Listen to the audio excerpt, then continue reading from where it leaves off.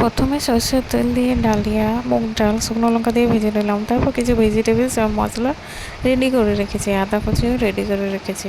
তারপর কড়াইতে তেল দিয়ে পাঁচফোড়ন, শুকনো লঙ্কা দিয়ে পর আলুটা দিয়ে দিলাম।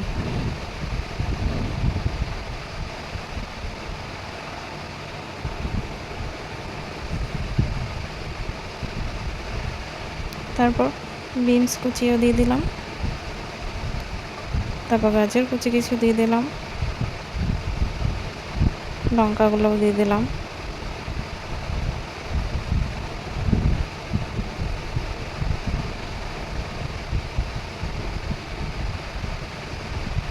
ভেজিটেবলসগুলো ভাজার পরে কিছু নুন আর হলুদ মিশিয়ে নিলাম।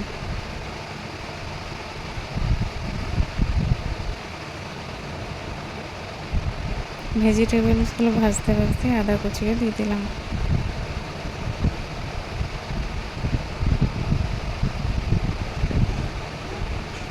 ভালো করে ভেজিটেবলসগুলো ভেজে নিতে হবে, আদাটাও ভালো করে ভেজে নিতে হবে যাতে গন্ধ না ছড়ায়।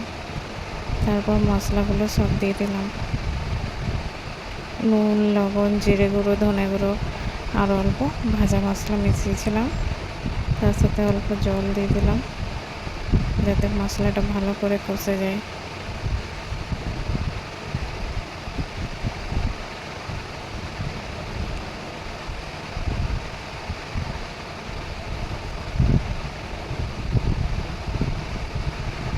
মশলাটা অল্প অল্প জল দিয়ে কষালে ভালো হয়।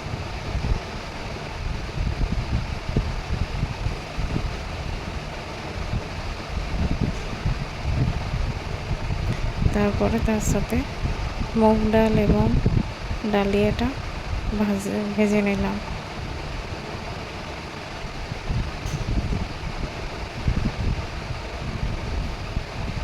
ভালো করে ভেজিটেবলস ভাজা হলে গন্ধ খুব ভালো ছড়ায়। অল্প জল দিয়ে আবার মিশিয়ে নিলাম।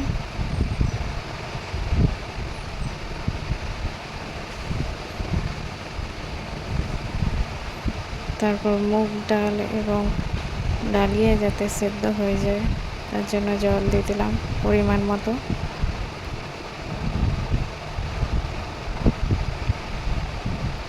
আমি অল্প কাশ্মীরি মির্চ দিয়েছিলাম যাতে কালার ভালো হয়।